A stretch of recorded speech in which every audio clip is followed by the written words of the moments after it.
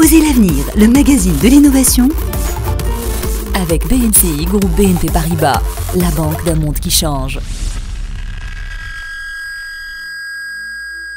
En avril dernier, à la Nouvelle-Orléans, aux États-Unis, se sont rassemblés pendant 3 jours les startups les plus en vogue du monde entier. Devinez quoi? Osez l'avenir y était pour vous et a rencontré autant de matières grises que de projets technologiques innovants. Aujourd'hui, je vous fais découvrir la startup française BeWarn qui présentait à la Nouvelle-Orléans sa solution pour répondre à un problème de parents. La crainte de perdre son enfant dans une foule, que cela soit dans un marché, dans un concert ou tout autre rassemblement. Arthur Perret, c'est quoi BeWarn?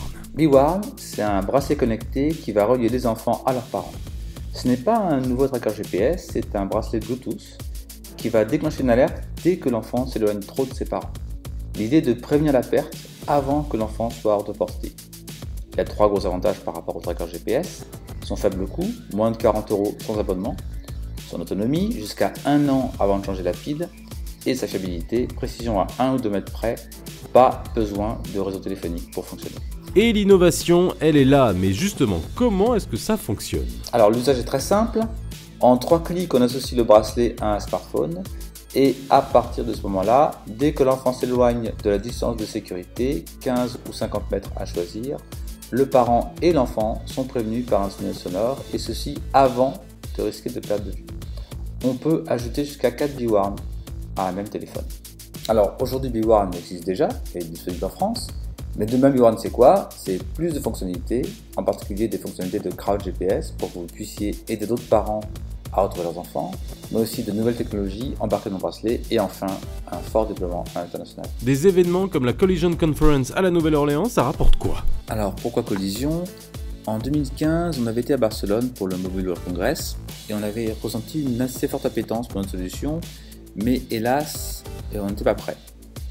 Donc maintenant on est prêt, on est sur le marché français, donc on a pensé qu'il était important de se confronter rapidement à l'international et Collision était une très bonne opportunité pour tester l'intérêt aux US.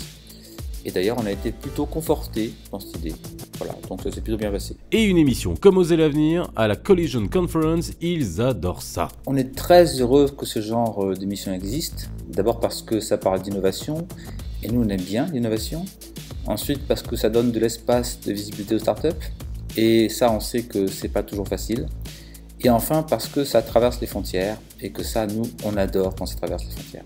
Et dépasser les frontières, nous aussi on adore. D'ailleurs, retrouvez ce week-end le numéro 6 de Osez l'avenir version web. Je suis parti à la rencontre de l'Afrique qui innove, l'Afrique qui ose, Hub Africa. À lundi. C'était Osez l'avenir, le magazine de l'innovation avec BNCI, groupe BNP Paribas, la banque d'un monde qui change.